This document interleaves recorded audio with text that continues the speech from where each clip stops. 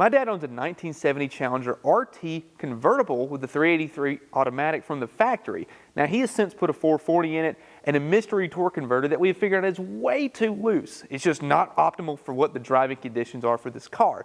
So today we're going to get it up on the lift, we're going to change out the torque converter for a better unit and do some tuning to it to make it that much better. Oh, he's here. This is one cool car. Oh, we got a headlight out.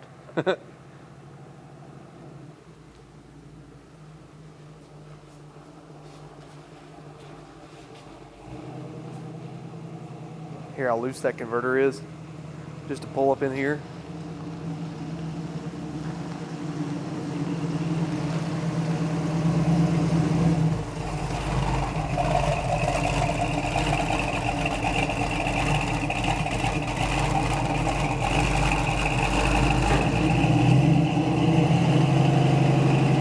Loose.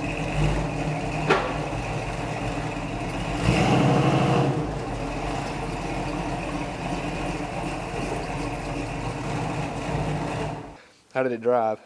I don't know. I couldn't see out the window for the rain, so it drove all right. Well, the car drives pretty good. Yeah, I just rebuilt the front end and put ball joints, tie rods, had front end alignment.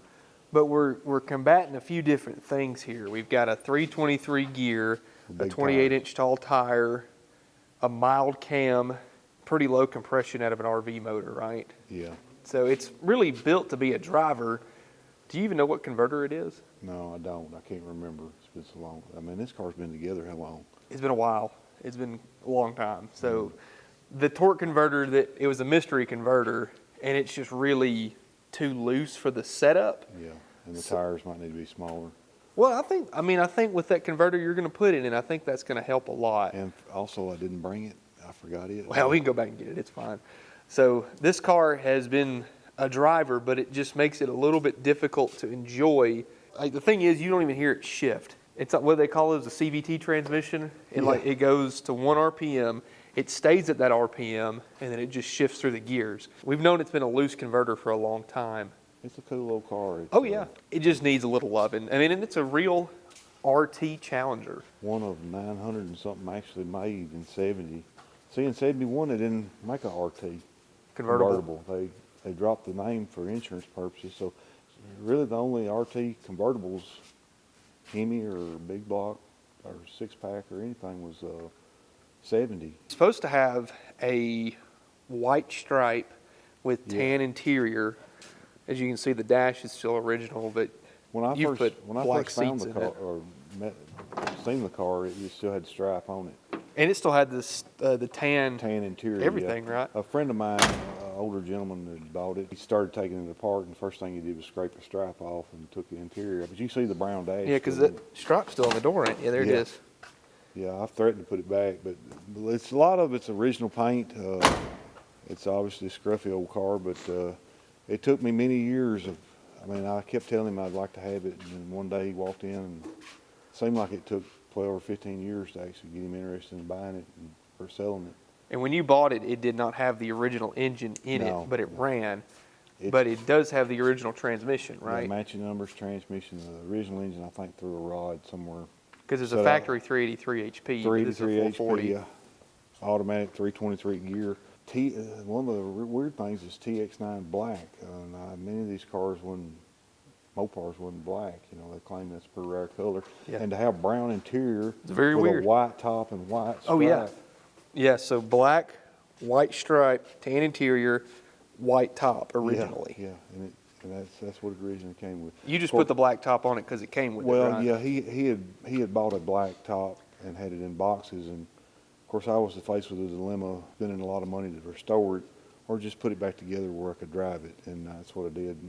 Less the engine, I put a different engine in it, and I had these seats. They're not correct, but they're better than what was in it. The brown seats are just shredded. They were falling apart. But it is original brown, white top, white stripe, RT 70 Challenger convertible, RT convertible. Yep, which is so it's a fun car just to even talk about. Probably one of the rarest cars I've ever had, but it's still just a 383 4-barrel HP.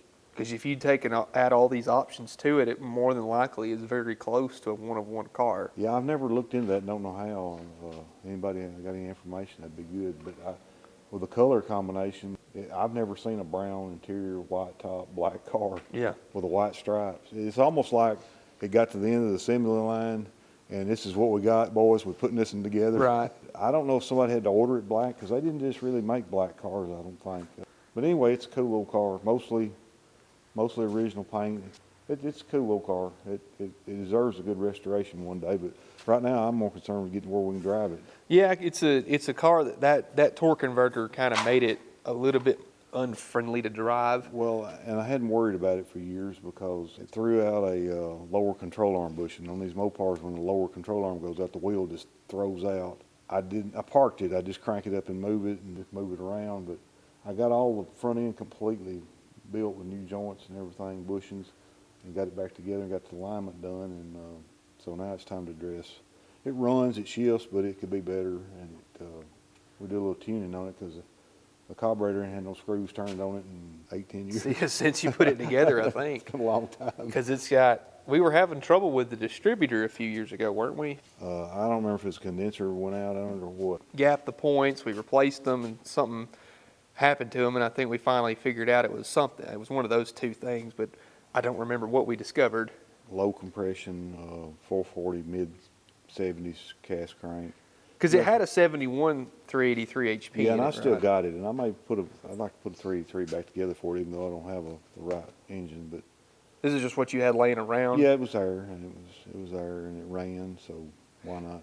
And this is a motorhome 440 with a very mild cam. We don't remember exactly what, but again, the converter that's in it is not very suited to this combination. When that converter comes on, you're pretty much already out of your RPM range, or not out of it, but like where this thing's making max torque and power is a little bit lower than where this converter is, it seems like, or at least max torque. So, I mean, it'll spin the tires, but it just doesn't get up and go like you think a big block Challenger should. It should. So that's the problem with it. Tighten the converter up, and a little carb tuning, and maybe a little timing, make it good. Because those 323s with a 28-inch tall tire, that's a 275/60.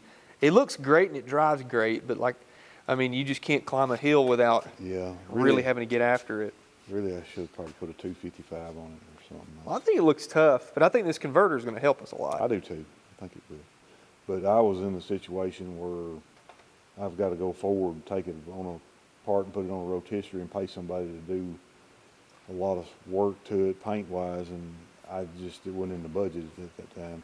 I always thought the car would look good back original, black, white top, white stripe, but only maybe change the interior to red, which I know that drives some people crazy, but all the brown is destroyed except for the dash ain't no good either. Because you had door panels, but they were junk. So I really think for eye appeal, a TX9 black car with white top and white stripe would look really good with red interior. There again, I don't know if I'll ever get to that or not. I may just leave it like it is. And I'm in the camp of I like the weird, ugly stuff. Well, I don't And really I think black and brown with white would look awesome.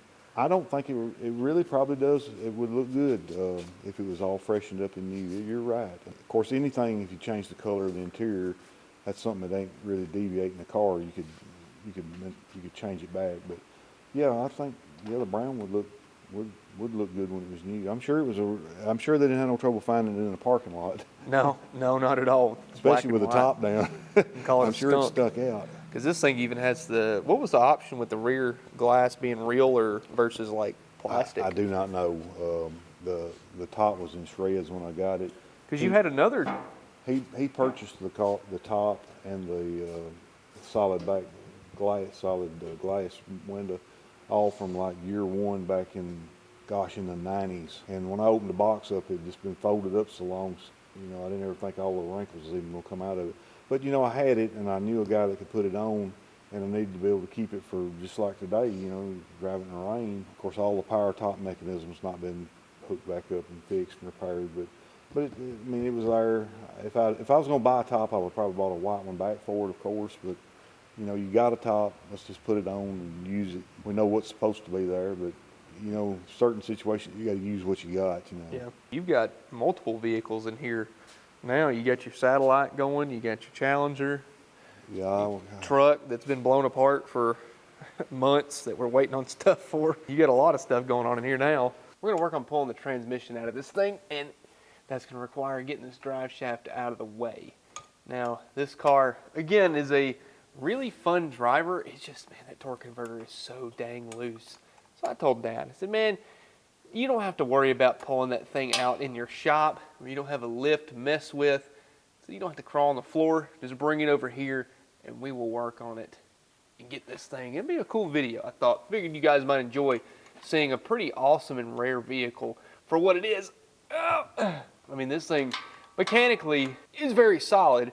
It just needs a little fine tuning, and that's what we're gonna do.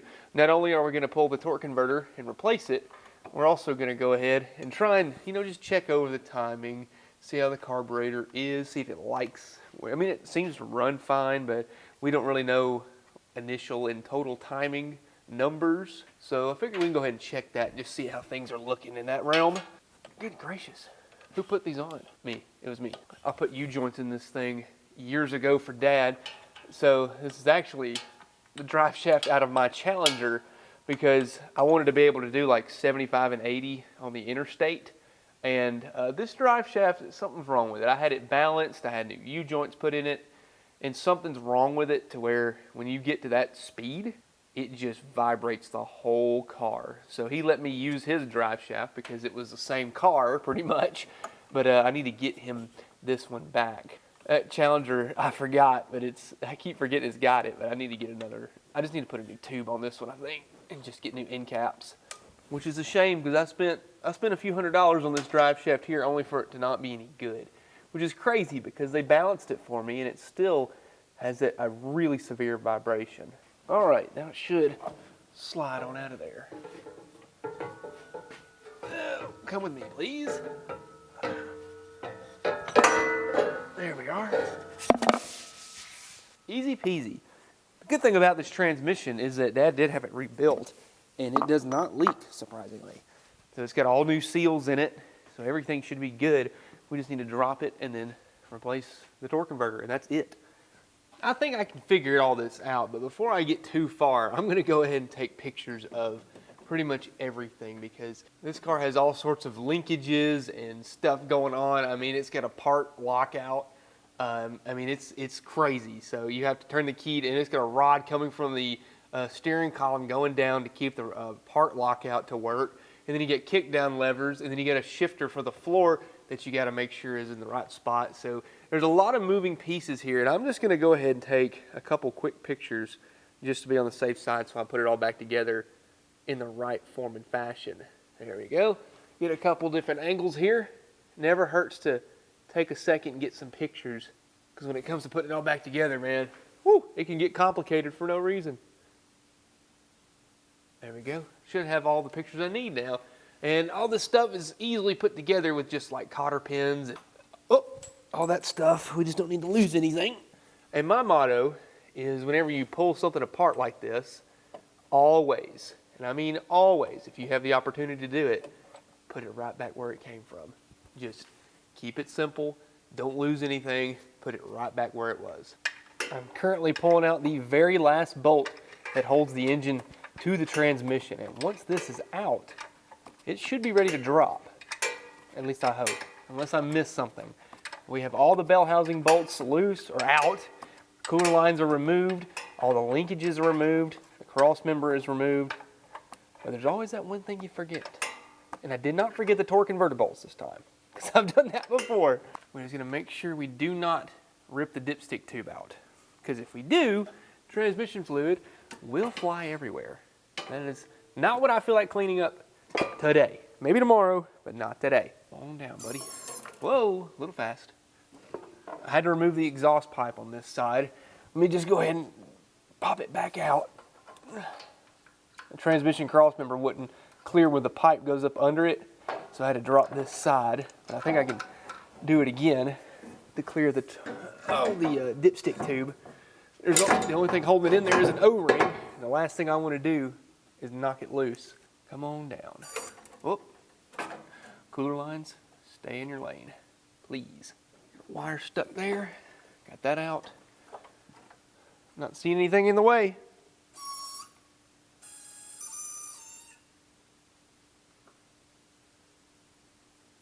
Take it easy. Don't gotta get in a hurry. This is what it looks like a new torque converter, but whatever it is not good for what we have in mind. So let me just lower this thing all the way down so we don't lose it. And she's out, ladies and gentlemen. Look at there. Hopefully I can pull this out of here without creating a huge mess of transmission fluid. Not too bad. Yeah, we need to figure out what this is because I'd like to possibly use it in something else. We just don't know where it came or what part number it is or what it's matched to. We'll find out here shortly. Yeah, so we have a good seal here. I mean, everything is rebuilt on this transmission. Everything is literally brand new internally. It does not have a lot of mileage whatsoever. So this will be a good, just knock it back right in place. Here's what came out of the car. It's a 54093 ACC or a Boss Hog. Based on their website, it is rated for 28 to 3,200 RPM for the stall range. That's way too much. This, believe it or not, we didn't even know this, but this is a 54092 Boss Hog. I was able to find the part number by calling them, and this is a 22 to 2,800 RPM. It may still be a little bit steep for this thing, but it should be better. And if all else fails and this thing is way too loose still, I'll offer Dad this stock converter that I have. So if it doesn't seem like what he wants in the long run, I think it'll be okay to just swap it out one more time. It's super easy with this lift. With Wildfire, it just makes it so much simpler in doing everything right. We're going to throw this one back in there. He's had this thing for, I know I was in high school whenever he bought this converter. So it's been a while that he's had this thing, and it's just been sitting on the shelf waiting for its day. We just didn't realize that it was actually just one part number away. So it's actually one step lower than what is in the car currently. So that should help our situation. Like I said, all the seals and everything are brand new on this transmission. So it's just a matter of popping this thing back in its place, and then we'll put it right back in. Because the front seal, rear seal, shifter seal, transpan, everything was brand new. All new internals inside, so we should have no problems whatsoever with this transmission. So let's just pop this new converter back in, and we'll call it a win. Torque converter is fully seated and ready to go in. Look at there. So again, this is a 22 to 2,800 RPM stall, so it should be a much tighter converter than what we were dealing with. I am pretty shocked that thing actually drove, so I think that's the mark where it needs to be. So we run a balanced flex plate with a neutral balance converter. Very easy. Long way to go. Transmission is going back in though, thankfully. It's a nice sight to see after trying to make sure this thing is good. I'm hoping that it goes in is just as easy as it is coming out. Usually is not the case, but you know, we will try our best, no matter what the case may be. Make sure we don't hit nothing. Thankfully it came out pretty level, so we can get these two bolts that face rearward first. Those are usually the easiest ones to do, and then the rest of them kind of work their magic into where they need to be. Putting transmissions in cars, borderline magic. And how they work, who knows? It's kind of like a sure grip in a Plymouth.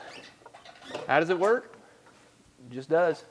Well, we've got the car back on the ground. Got the drive shaft in. All the torque converter bolts are torqued to spec, as good as I can make it happen. I hope I put the shifter linkage back together properly. Now, while we had it all apart, we went ahead and upgraded to a mini starter out of like a mid to late 90s Dodge Dakota. Now, these things are about half the size and they spin twice as fast as the original starter. So hopefully this thing will actually crank a little bit easier. In the past, it has had a hard time with that really junky original starter. So we just went ahead and fixed it while we were here. So all I want to do tonight, it's coming a monsoon outside. So for now, I just want to crank it up, let it kind of circulate some fluid, check it, top it off, and make sure it goes into gear. Just first and foremost, make sure we got the torque converter properly seated and go from there. I'm just going to crank it neutral. Oh, battery cable. The seats are fun to slide in and out of. A whole lot easier than the ones in my Challenger, that's for sure. I got a bunch of bolsters. Let's try this again. Come on. Are you kidding me? Starting to wonder if something's wrong with that starter. I hear it engaging, but it doesn't want to spin. The Bendix is the only thing doing anything. I'm just going to try and cross it over. Whoop. Yep, Same thing. Well, guess we just need to pull that starter back out. Great. Yes! Car's going back up. So much for trying to make things better. Starter has been changed back to the one that it had. If it ain't broke, a lot of times it's best not to fix it. All right, here we go.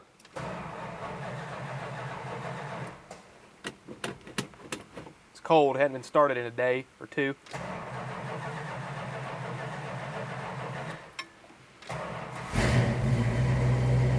All right, we'll put it in neutral. Let it circulate some fluid. This car does sound pretty good. Just wanted to figure out, make sure it's got the fluid it needs. I'm sure it's low. I did fill up the converter before I put it in, but it probably could be a quart low because I had to drain some out just to get the transmission out.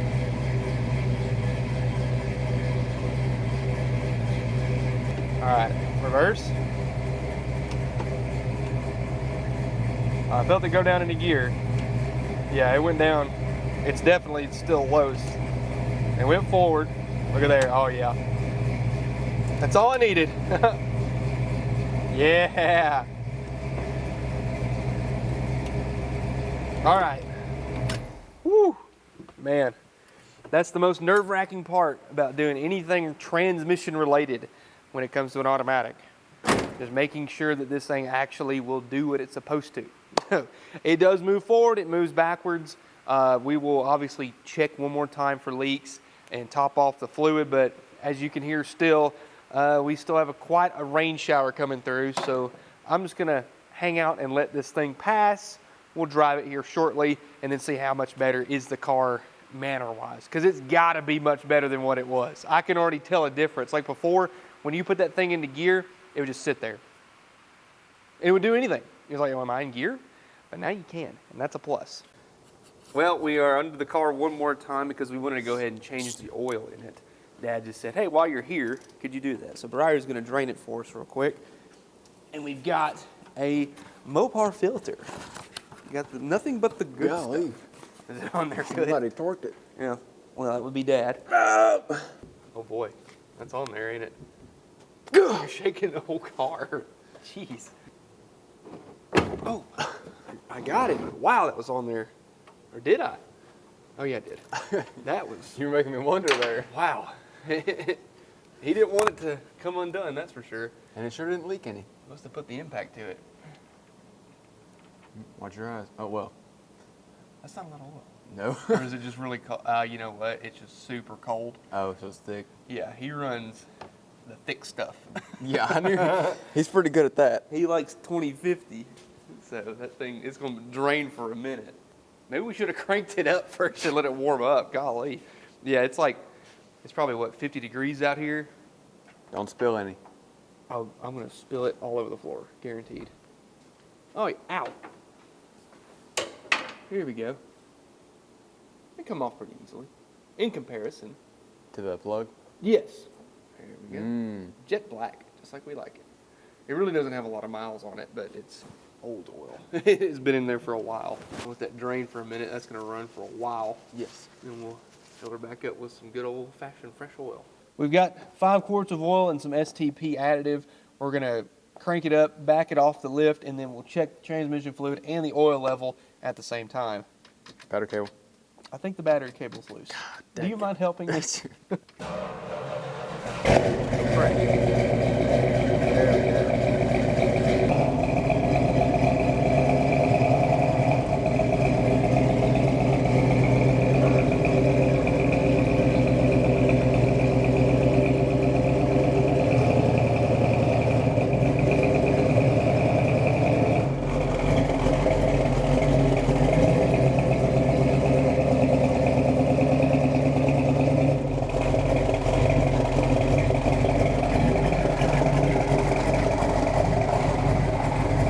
Sounds good. I know it's got to be low because I really hadn't added much back to it besides what I put in the converter.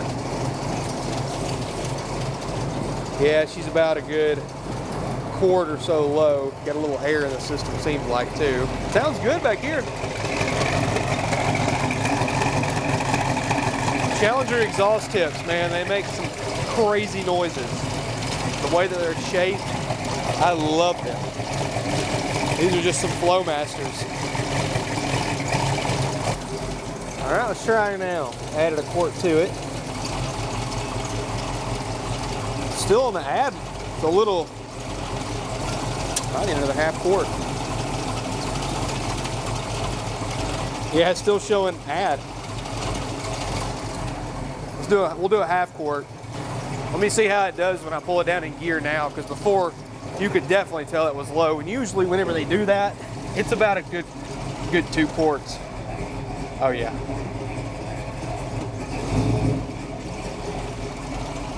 Yeah, it's better, but it's still, you can tell it needs a little bit more. She's running a little rich. Check that out.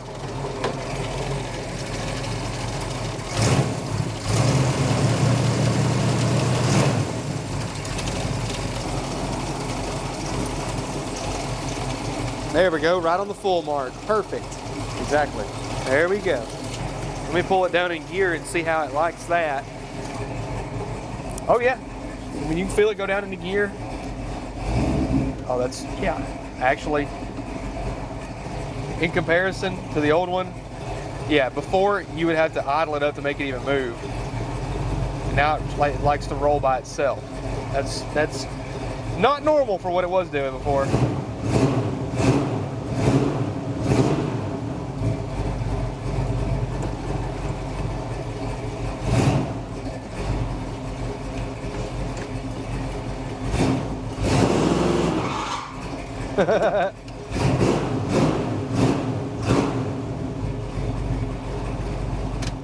All right, we've done the pre-burnout check. Now let's check the oil. I think it's fine.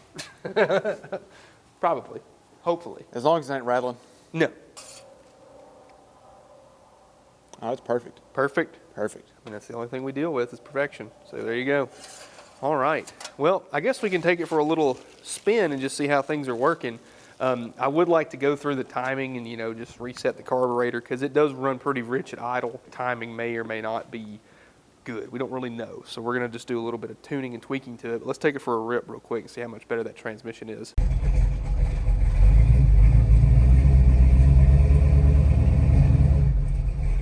It seems better. I mean, I don't know if that's just my brain, but it's definitely a tighter converter compared to what it was. Like I said before, it would just hit one idle and just, and it would shift, go right back to the same RPM. It never would actually drop the RPM and go up, drop the RPM and go back up.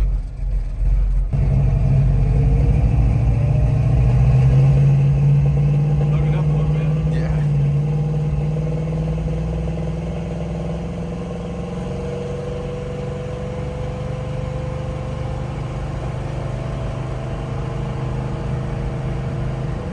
Oh, that's so much better. So much better. Yeah. It drives like a normal car now. I know. They clear now.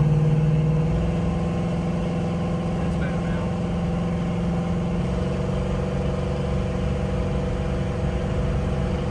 It's actually climbing an RPM. What an odd concept, you know? And I guess the real test is at wide open, but let it kind of figure itself out before I go too crazy. I mean, the transmission hadn't fell out yet, so I guess that's a good thing. You put all the bolts back in. I did put all of them in. Which we're kind of on a hill right here, but we're pulling up to a stop. I'll let off the brake, and it lurches forward a little bit. So that's Perfect. Good. That's perfect.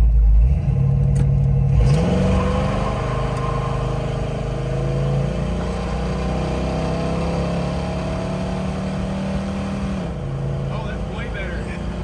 Way better. Way better. I didn't think it was going to shift. I know. I was like, But you could tell the RPM dropped.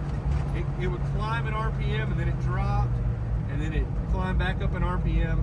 It used to not do that, but now it does. Yeah, when I drove it home from that car show, the first one, Yeah. we were coming around those curves and I had it to the floor and it didn't move. I was like, oh my gosh, what's happening? But I mean, I think Dad bought the converter under the assumption that it was something else. and all it had was a part number. It wasn't in the right box. It was a used converter, we think, but it didn't have a lot of miles on it. But we just might have got a mismatched situation there when it just never has been right. We didn't know what it was. We thought it was a stock converter, but yeah, now that we were able to search and source part numbers on it and find the proper converter, this thing is way better. Heck, and that was just off idle too. If I'd actually loaded it up a little bit, it'd go a little better, because you have the opportunity to do that with a little bit higher than stock stall. If I just got good brakes too. Yeah. Throw it down and load it up a little bit.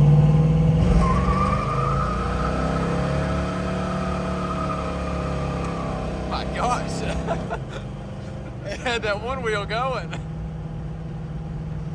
I can hear it pinging too. Did you hear the valves rattling? Yeah. I think that we got a little too much timing in her. Now, I didn't touch the brake. All I did was load it up and then just floor it. Let off the brake pedal and it just lit up that right rear tire. That's what you want. I mean, yeah, of course, if you're street racing, you don't want it to spin, but if you want to have fun and show out, you want it to be able to do that. And it doesn't. So, and like I said, would not do that before. So we have improved this thing dramatically. So, like I said, I wanted to hear it under load, see how it was doing. We've got some valve rattle, so we have too much timing in the mechanical advance. So I'm going to see if I can figure out what's going on there. So I don't want to have to pull the carburetor off, so we're going to do this in a way that where you can check and make sure your carburetor is set up right without having to do that. So what I'm thinking is, I noticed here Dad had plugged the ported port. This should not have vacuum on it in the ported port at idle. So I'm going to pull this. I might have to pull the coil off to do this properly. So we don't need this to have any kind of vacuum at all, because the ported port is above the throttle blades. If they're open too far, then yes, the ported port will be exposed, and then it will actually pull a vacuum there. We don't want that. We want it to be at least above the throttle blades here. So that way your manifold is getting vacuum at idle and at part throttle cruising, but your ported port only gets vacuum at part throttle cruising. We want to be able to do that so we can add a little bit of initial advance but not have too much mechanical advance combined with our vacuum advance. A lot of things. So first things first, let's just stick our vacuum gauge on here, and we're going to see what kind of vacuum reading we have. If it's at 0 and doesn't pull anything, then we're good. Look right here, my gauge is uncalibrated. We've got 2 inches here already showing, but that's not how it's supposed to be, so just ignore that. But if it shows anything over that, then that means that we have a problem. So. It did move a bit. It did move a bit? Yeah. Did move? Okay, good. So that means the throttle blades are where they're supposed to be. That's good. Because if I increase the, watch out when I increase the throttle, this should go up. So the fact that it didn't increase off idle means that when I pull this off, the idle shouldn't change. So it's good. So that's right. You see how I pull that one, the idle increases, and we see vacuum on it. So that's how we're going to actually check our mix screws, by using that and finding the highest and steadiest vacuum signal that you can. And what I'm probably going to have to do is, since it was pinging at wide open throttle at the top of the RPM, I'm going to actually decrease the initial timing and add some vacuum advance to idle it up a little bit, because we just have too much total timing. We're going to find that out with the timing light here in a second. So let me cut it back off. I mean, it idle's okay right there, but my eyes are burning. Are your eyes burning a little bit? Smell it. Let me get a flathead screwdriver, and we're just going to go back through the basics on setting up this carburetor. Now, these Edelbrocks are very easily done. I mean, the mix screws are right up front. So I go to the Thunderhead 289 School of Tuning, and I always do like he says. I mean, golly, these things were wide open. Wow. This one was turned out way further than this one was. So make sure that's seated right there. They're even. I'm going to back them out 2 turns. I mean, that's pretty good. We might go ahead and check our idle, our timing real fast. Now that we know that that's plugged, let me get my light. Our idle RPM seems a little high. It's about 900 RPM. so it could drop down just a smidgen. You want to do this warm, obviously. So let's see, where's our timing mark? Showing about 24 degrees initial timing, which, that's okay if you limit the mechanical advance. This is a stock distributor that has not been limited whatsoever. So it's probably got like 20 degrees more of mechanical advance. Usually you want to shoot between like 34, 30, could you not? You want to shoot between 34 to 36 degrees of total mechanical advance. So what's happening is this thing is idling at 24 degrees, probably has like 20 degrees of mechanical advance, so it's going to like 44, 45 degrees of all-in timing, which is too much. But we can check that. We're actually going to see how much of mechanical advance we have. And to do that, Briar's actually going to get in the car and rev it up at varying RPMs, and then we will see what the curve is. We can actually map it out. It's pretty cool. All right, Briar, your goal here is to get up to about 1,500 RPM.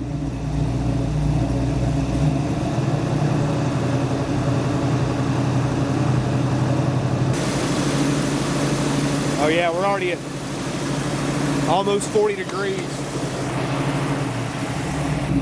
That was 40 degrees. Oh my gosh. So now go to 2,000.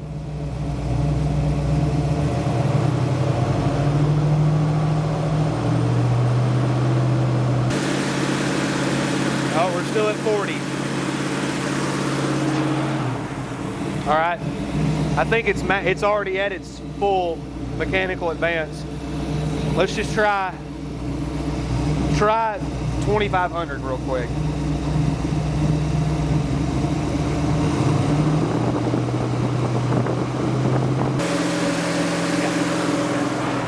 All right, so it comes on quick, but we're getting 40 degrees total timing, and that's obviously too much.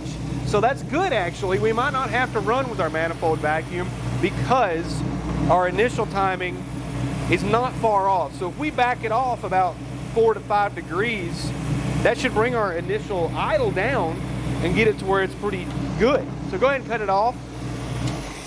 So I'm going to try and back it off about 4, 5, 6 degrees. We're going to do a little conservative timing and just see if that helps. That's really good though. I mean, our mechanical advance is not nearly as much as I thought it was. I mean, we're getting, well, it was see, it's 24 to 40.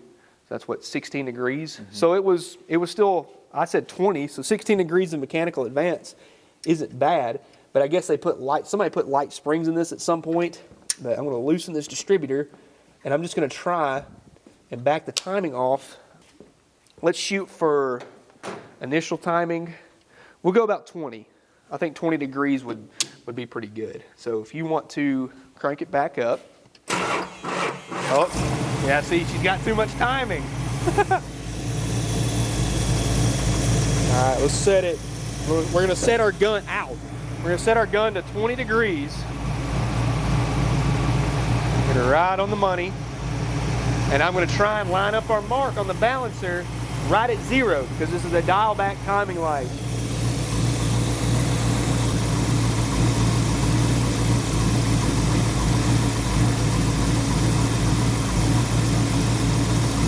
All right, that's 20 degrees right there.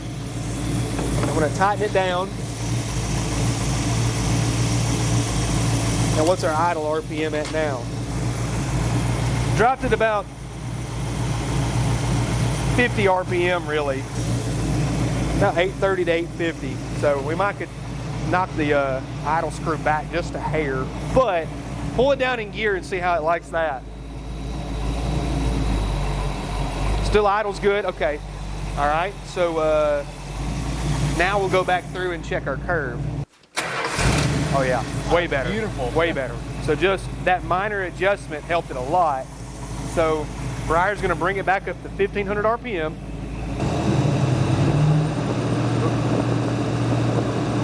That's 35 degrees. All right, now bring it up to 2,000. Yep. 35 degrees at 2,000. What you see here is we had our initial curve, which was showing 24 degrees at around 900 RPM, and at 1500 RPM, it was at 40 degrees, and then it just stayed at 40. That's where it locked out right there. So it's got some light springs in it, which is good. Now here we have our new curve, which is showing 20 degrees at around 850, and then it locks out about 35, and it stays there. So we honestly could back it up just a hair if we wanted to, maybe go like 33, 34 all in, and that would actually, you know, make it a little bit more conservative and a little bit more, you know, not hot on the street. But I want to do now is I want to check how much vacuum advance we're getting. So initial timing is 20 degrees, and we're going to see how much vacuum advance we're getting.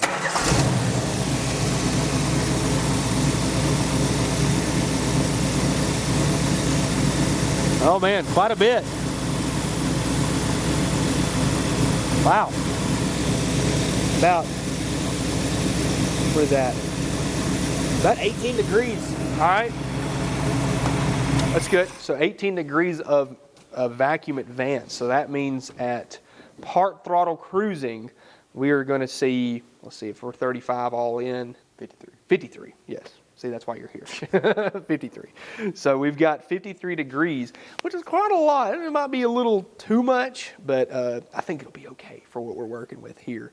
And, you know, because that kind of varies as far as like how much vacuum you're actually seeing. If you increase load, vacuum drops. So that means the amount of timing we pull, because that's at max vacuum right there. That would be at max idle vacuum, or, you know, the light part throttle cruising. So you give it a little bit, it's going to drop that vacuum advance because it needs to do that. So what I'm actually going to do though, I'm going to swap this back over to the ported port, so that way it's only doing it at part throttle cruising and not at idle. So now we're going to be chasing max vacuum here with our mix screws. Ryder's going to crank it up, pull it down in reverse with his foot on the brake. Maybe 17 inches there. We'll try and turn it in just a hair. That doesn't help it any, so I'm going to back it out actually. That helps some. Trying to get it to be stable. It's stabilizing a little bit. That got it up to about 18. I don't think I like that half turn, so I'm just going to go right back to where we were. It's not far off. I mean, it's kind of hunting around a little bit, but it seems pretty happy where it's at. All right, put it in neutral. Give her a little rev. Seems pretty happy. Oh yeah, it's very responsive. Yeah. All right, cool. I like it. It's amazing what just 4 or 5 degrees can really do to a car. So I'm hoping, we'll go drive it again, give it a good little run for its money and see how it likes that. And then doing part throttle cruising too. It should theoretically pick up some fuel mileage, run a little bit better. All right, we're gonna do a hot restart. Oh. Perfect. See how responsive it is. Oh. Oh yeah. That's good. It seems smoother. Peppy too. Yeah, it's got a little snap to it now. Let's see how she does in just normal driving.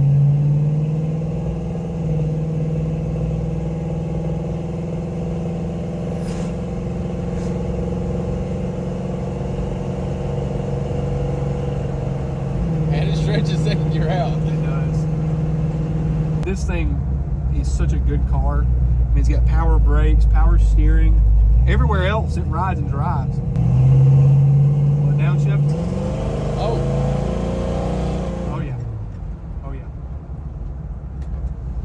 See, before it would just go, and And not just sit at move. 1 RPM. I think I heard a little tiny bit of a valve rattle right when I mashed on it. Hear that? Mm-hmm. So it might could use just a hair less timing, but I'm gonna let Dad drive it and see what he thinks about it. Heck, he's out there right now. I see the CUDA. We'll just go out here and do a big burnout in the driveway and see what he thinks about it.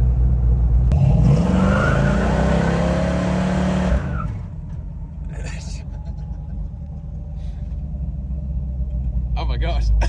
It's just filling up in here.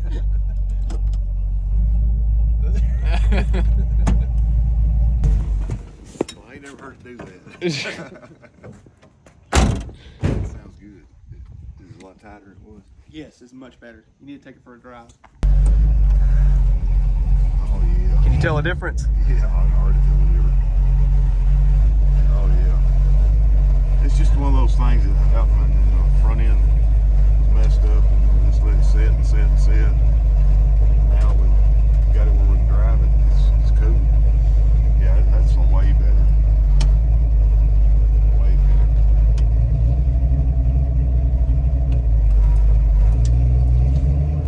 Good to get her back on the road.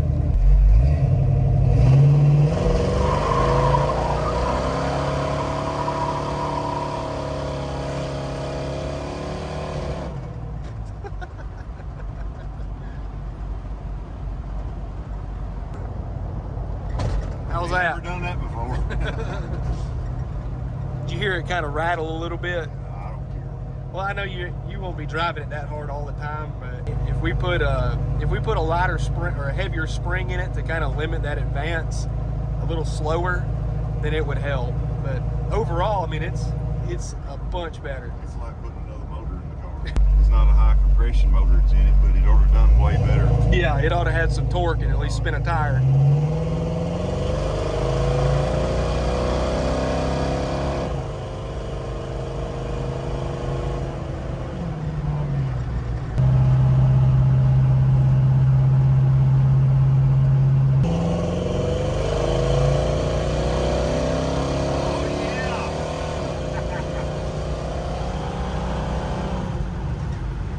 That's how it should run. That'll make a Band-Aid go away. We were talking about it. The more you could put a converter in it, but if you didn't and you were chasing tuning and all that stuff, the converter would not have done anything without, changing it. It needed a new converter. No matter what you did with timing and carburetor tuning, it was still going to be way too loose. So these are like a 18-gallon tank or something like that, and we put 16 in it. Yeah. It was low, but the fuel gauge works, so it's showing almost full now. Yeah. Amazingly, all the gauges work. Yeah. RPM, well, the clock don't work. That's a problem. We need to get that fixed. Now, you driving this, you don't worry about what time it is. It's pretty good though. I like it. Probably need to rebalance the tires. Yeah.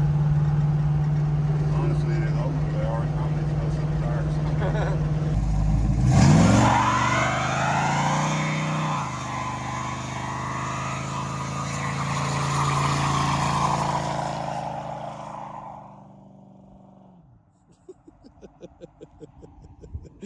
One wheel wonder, but she'll do it.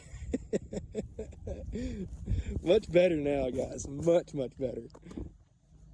That's a pretty good patch right there. That's a good distance. That's highway gears for you. What do you think? I think I need to take you along and spin the tires in it. See what she thinks. Well, it's much better. I'm happy with it, so hope you are too. I appreciate it, guys. I really do. It's a long time coming.